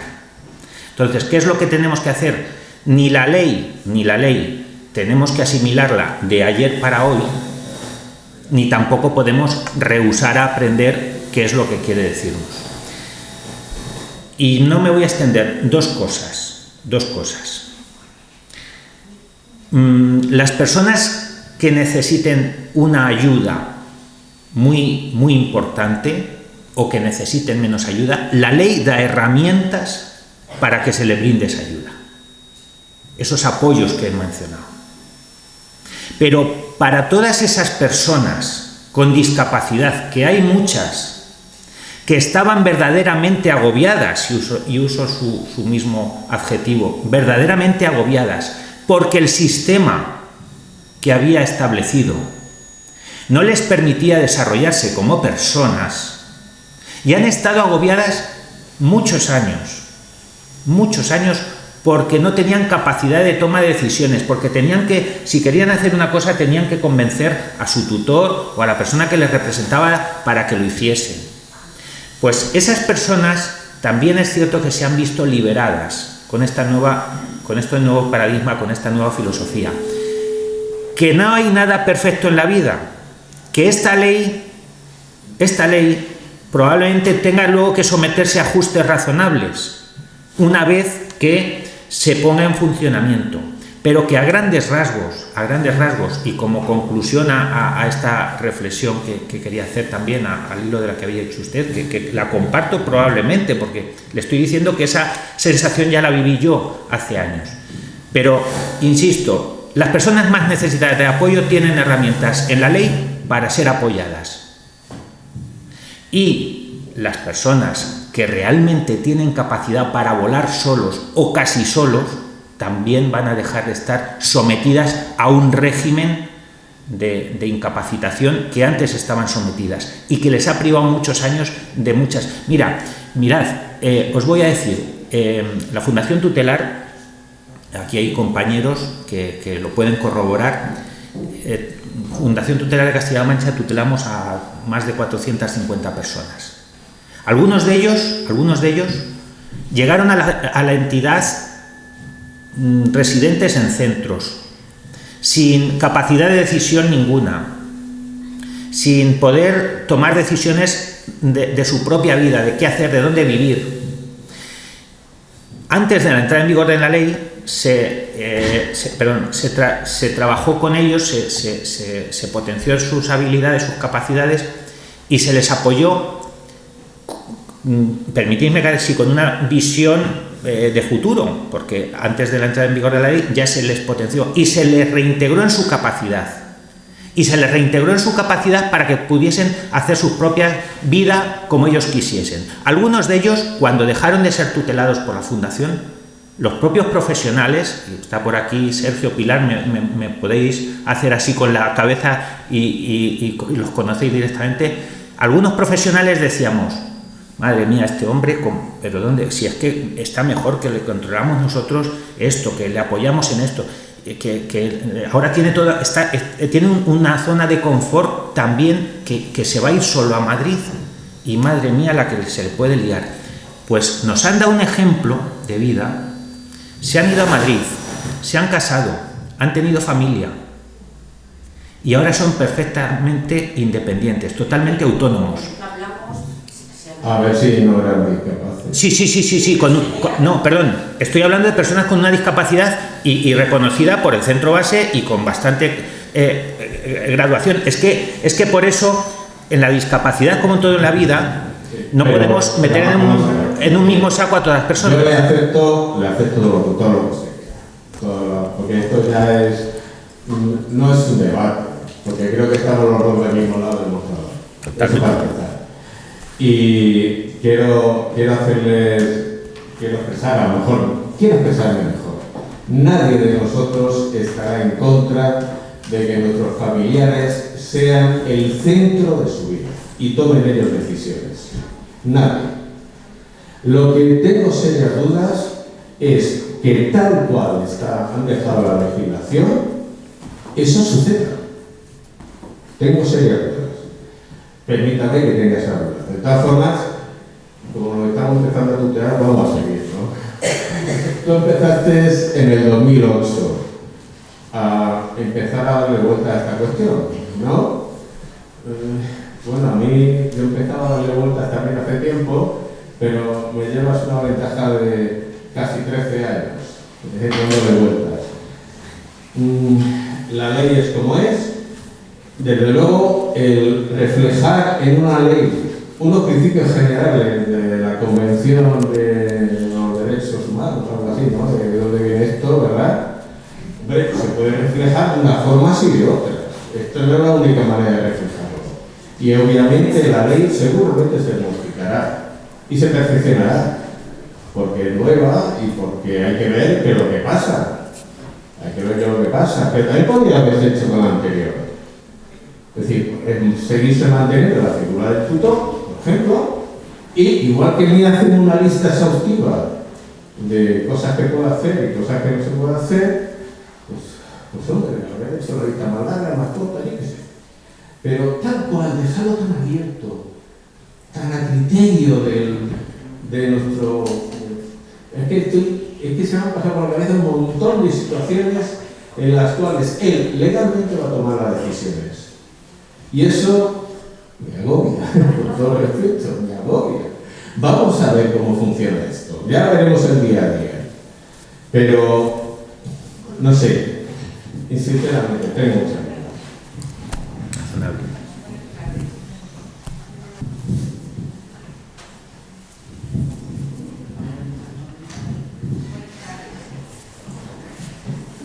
Yo quería preguntar si también la incapacidad se quita, por decirlo de alguna manera, en los supuestos médicos. Es decir, estoy hablando de chicas, de personas, de mujeres, que pueden tener un DIU y pueden ir un día al médico y decir, quítame el DIU. Estoy hablando de ligadura de trompas, estoy hablando de tomar o no tomar pastillas anticonceptivas. Es decir, ¿todo eso también queda relegado? La incapacitación como tal, lo he dicho y lo reitero, desaparece, el concepto de incapacitación. Lo que hay es un sistema de apoyos. Si hablamos del ámbito sanitario, que es el que refiere usted, la persona con discapacidad tendrá dominio sobre sus propias decisiones, salvo que no tenga capacidad de comunicar o de transmitirlo, evidentemente, y no haya una capacidad de entender esas gestiones que usted acaba de decir, aplicar un sistema anticonceptivo o someterme a una cirugía para ligadura de trompas. Es decir, si no entiendo lo que es eso, pues probablemente no lo reclame. Pero si lo entiendo y lo conozco y lo concibo, el principio es que puede tomar esa decisión. Si bien es cierto que si el médico considera que es una persona que no tiene la suficiente, vamos a llamar, responsabilidad como para tomar esa decisión y lo considera oportuno, pues puede decir, pero ¿tienes alguien que te asista en esta toma de decisiones? Y si la persona que le apoye o que le asista es un curador, pues tendrá que tomar la decisión con él. Pero a priori esa toma de decisiones se han dejado en la órbita de la autonomía personal de la persona con discapacidad. Quizá ella se refiera a que esa persona a lo mejor tenga un DIU y decida quitársele por su cuenta y solamente se entere ella misma y bueno, pues venga a casa y algún problema haya y a ver quién se hace cargo. Con la ley en la mano, eso es posible. Ahora, yo no quiero hacer aquí juicios de valor, porque no me corresponde. No me corresponde hacer juicios de valor, no es mi misión. Yo soy jurista y estoy explicándoles en qué consiste la nueva ley. Claro. No soy moralista, y tengo mi propia moral, pero no la tengo que imponer a nadie.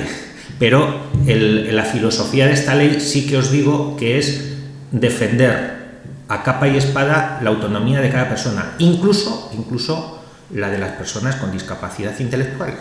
Y, aunque nos parezca que la decisión que yo tomaría en su nombre es más acertada, la ley dice ya, pero él o ella tiene que tomar su decisión. Y ya no prima tu decisión, sino la que tome él. Y si es capaz de tomar esa decisión, hay que respetarlo. Esa es la filosofía, insisto, de la ley. Y es una filosofía impuesta no solo por el legislador español, sino impuesta desde Naciones Unidas, desde que aceptamos la Convención de Naciones Unidas en el año 2008. ¿Había alguna pregunta más? Sí. Buenas tardes. Buenas tardes. Yo quería hacerle dos preguntas, breves pero en fin, que es lo que me interesa a mí y creo que a muchas personas les interesa. La primera es, en el caso de esta circunstancia que ahora ya no se incapacita a nadie, y muchos padres pues, pueden tener el interés o la inquietud de si tiene 4 como si tiene 5, donárselo a esta persona pues, que está discapacitada. ¿Qué pasa si lo hace? ¿Y en qué punto está esta situación? Si ahora, mientras no cambie la ley, que en todas las donaciones hay que dar casi más dinero del que recibe, ¿cómo a esta persona les vas a donar si ellos no tienen medios para pagar sus cosas? Que si esto no lo contempla la ley, porque si se dice que están incapacitados y tú les quieres donar las cosas y ahora están capacitados, ¿de dónde van a pagar ellos el dinero que tienen que pagar por las donaciones? ¿Eso se ha contemplado de alguna forma? Porque se supone que nunca le puedes donar nada, porque aunque no esté incapacitado, él no tiene medios económicos para hacerse cargo de esa cesión que sus padres hacen. ¿Hay algo respecto a esto? Sí, vamos a ver. Estamos mezclando dos cuerpos normativos, voy a decirlo así.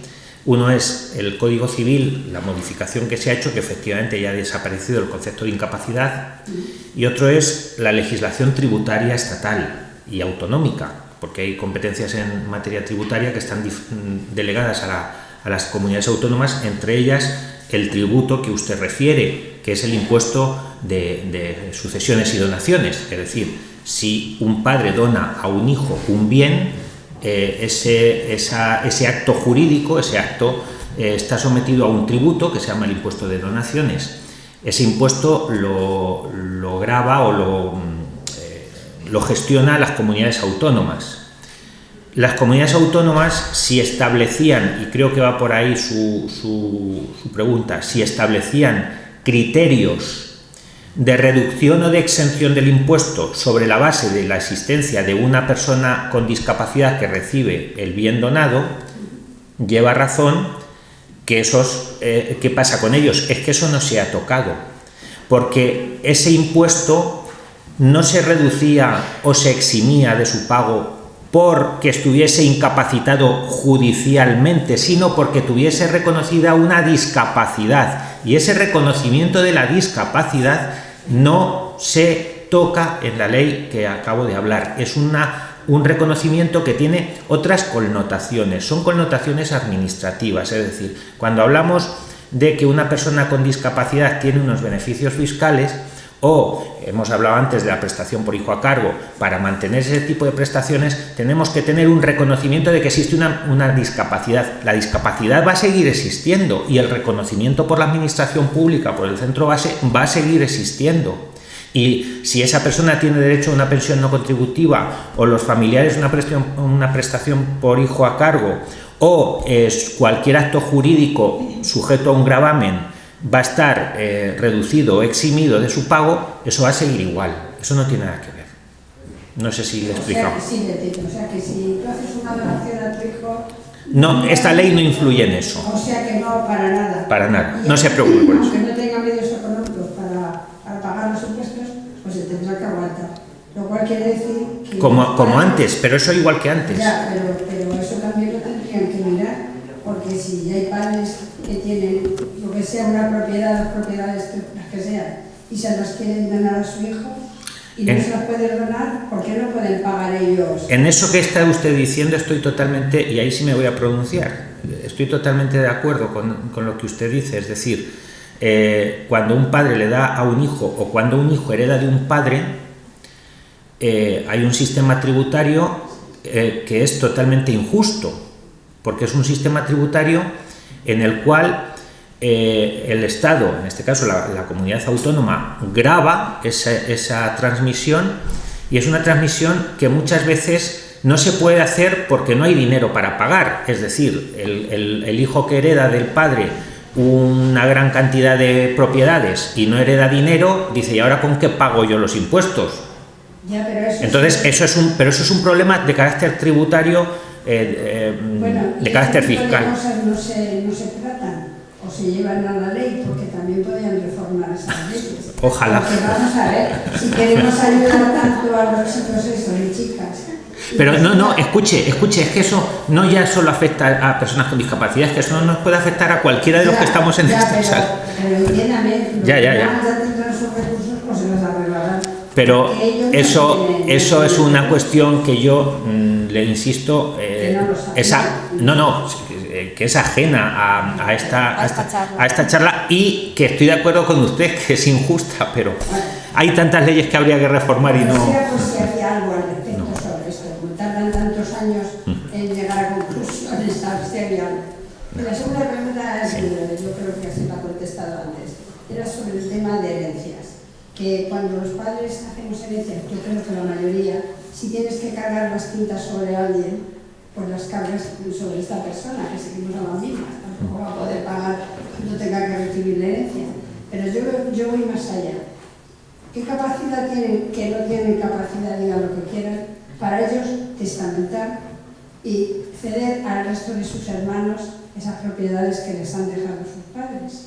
Porque antes, en el momento actual, los padres cuando hacíamos testamento, pues ya empezabas a designar lo que querías, lo que fuese para cada uno. Y decías, en el caso que este fallezca antes, pues tú tenías la autoridad para decir, y se delega el resto de sus cosas a estos hijos. Si resulta que ahora tampoco se puede, si ellos no tienen capacidad para saber a quién les van a dejar de sus hermanos o sobrinos, porque resulta que si la persona que hace con él de curador es una buena persona, que se supone que lo será, estupendo, porque le va a influir y le va a decir, mira, hay que testamentar, porque claro, porque tú no vas a vivir toda la vida, ni yo, y si es muy bueno, lo va a hacer bien, pero si mira para adentro, puede influirle para que se lo deje, vete tú a saber, por supuesto que a él y a sus hijos, y los demás se olvidan de ellos, que también eso es un poco complicado, que ellos cuando testamenten, ¿me entiendes lo que le digo? Pues vamos a ver eso cómo se regula también, porque ahora no hay problema, ahora los padres decíamos, esto para lo que sea, y estas otras cosas ya las heredarán sus hermanos. Bueno, ya le he dicho, me reitero en lo que he dicho antes, la persona con discapacidad va a poder hacer testamento siempre y cuando el notario valore que es una persona capaz de entender el acto en sí y no está sometido a ningún tipo de influencia, que es libre y consciente de lo que quiere hacer. Y en caso contrario, pues no lo podrá hacer, porque una persona que no puede entender el acto del testamento, en qué consiste y concebirlo y mostrar su voluntad, pues no podrá hacerlo. Para esos casos la ley establece las declaraciones de herederos ab intestato, que es la forma de suceder los bienes de unas personas a otras por los cauces legales. Y entonces habrá que ver qué herederos legítimos o qué familiares próximos, si no hay herederos legítimos, quedan y serán los que tendrán el derecho. Bueno, gracias. Y solo un ruego más. Me dice que me calle, pero solo un ruego más. Que todo lo que ha explicado usted está estupendo. Y las leyes, el que tengan la ley o comprensión o capacidad para interpretar la ley muy bien. Pero usted ha nombrado muchos apartados y yo le pediría, por favor, que si pudiera, si no es muy costoso, hacerles llegar a Panas como una síntesis, no todo un folio ahí, sino de las cosas más representativas, de las figuras que usted dice que aparecen en la reforma de la ley y brevemente la denominación de lo que significa cada uno. Les he regalado todo lo que he dicho audiovisual. Teresa. De todas maneras, pues Antonio, nosotros, entiendo como asociación, pues les podemos mandar también un pequeño resumen, no vamos a tener desde luego la de los... Pero bueno, pues podemos recopilar la información y enviarnos un pequeño resumen. Sí, las familias. Puede preguntar. Ya, puedo decir una cosa para el final. Quizá, ¿Quién? no sé, yo. A ver, no sé si hay algún médico en la sala, yo soy médico y quería aportar una nota de tranquilidad a los familiares que estaban comentando sobre estas cosas. El médico en todos los procesos valora la capacidad y lo que se valora no es que una persona te lo pida, sino que sepa que sepa realmente cuáles son las consecuencias de la decisión que va a tomar. Entonces, si en ese sentido no, yo creo que no hay actitud más paternalista que la de un médico cuando ve que la persona no tiene capacidad. Y desde luego no va a dejar que una chica se quite un lío si no sabe las consecuencias de sus actos, por mucho que se lo pida. Y en ese sentido, igual que eso, igual que en la recuperación de derechos, también pueden solicitar la eutanasia, también pueden solicitar un montón de cosas en las que los facultativos tienen que decir si son capaces o no. Y no es una cosa que se tome a la ligera. Gracias.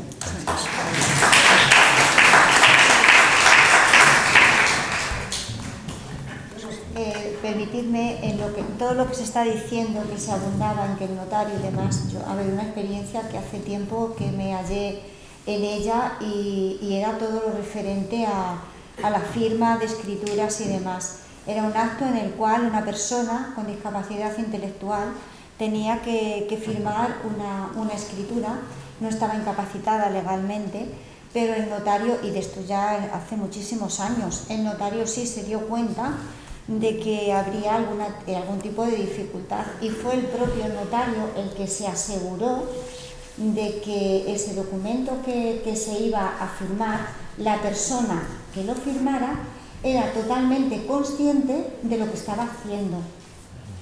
O sea, que se aseguró, y no había para nada, esta ley estaba en sus inicios, no había llegado todavía a ningún sitio y no estaba en los niveles que está ahora. Y el propio notario se aseguró que aquella persona era capaz de entender lo que estaba firmando. Se quedó a solas con él, con la persona, y se aseguró. Con lo cual, bueno, decir que poco a poco, hizo el juicio de capacidad. Eso es, efectivamente, así es. No sé si hay alguna pregunta más. Nosotros, Marimar, con respecto a lo que has dicho, sí que, pues ahora, después de la reforma, una persona ha ido a firmar una donación de bienes, una donación de parte de su herencia, le iba a ceder a un hermano, iba a firmar, pero en ese momento dudó. Y el notario, lo que ha hecho sido ahora, se suspendió y ha pedido un informe psicológico para demostrar que esa persona tiene capacidad y entiende lo que está firmando. Hasta que no se aporte ese informe, si él considera con ese informe que tiene capacidad, sigue para adelante, si no lo paraliza. Es una garantía. Sí. Puede pedirlo hasta de dos técnicos. A nosotros solo nos han pedido uno, me imagino que... Pero que puede hacerlo hasta de dos. Sí. Vale. Yo solo quería preguntar, si ya no hay ninguna pregunta más. Entiendo que, por ejemplo, hay personas que están en una residencia, que no tienen familias, y el guardador de hecho es el director del centro porque realmente estamos velando por ellos. Si hay que ir al médico, vamos con ellos, si hay que hacer una compra, vamos nosotros, siempre vamos con la persona. Sí, bueno, vamos a ver. El guardador de hecho tiene que ser persona física, ¿eh? No. Vale. Yo entiendo, es una figura que todavía no está regulada expresamente, es decir, esa casuística, vamos a llamarla así, no está regulada expresamente. Se habla del guardador de hecho, pero no se habla de caso de que una persona esté institucionalizada y demás. El otro día leí un texto de una sentencia de una persona que estaba institucionalizada en una residencia y sus padres vivían y estaban en una localidad distinta. Y el juez en esa sentencia decía que eran los padres los guardadores de hecho. Con lo cual, el guardador de hecho no vamos a pensar solo en que esté bajo mi paraguas físico del edificio donde vive, ¿de acuerdo? Ahora, vamos a pensar que esa persona esté así y sus padres no vivan, o su hermano o su familiar, y me hagas la misma pregunta. Y lamentablemente no tengo la respuesta.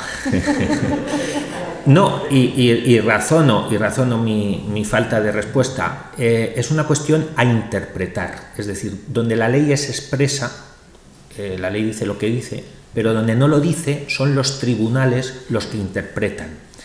Probablemente una situación de esas características en un futuro, cuando haya estas situaciones expuestas ante un tribunal, probablemente el tribunal se diga este es lo considero su guardador de hecho, es decir, está en una institución y el director, el responsable de la institución, que es el que lo lleva, lo trae a hacer cosas y lo acompaña, vamos a considerarlo guardador de hecho. Puede ser que los tribunales entiendan que así sea, y puede ser que los tribunales, unos de primera instancia estoy hablando, porque estamos hablando de juzgados de primera instancia, haya opiniones contradictorias, unos entiendan que sí y otros entiendan que no, y entonces será el órgano superior, que es la Audiencia Provincial, quien tiene que unificar criterios.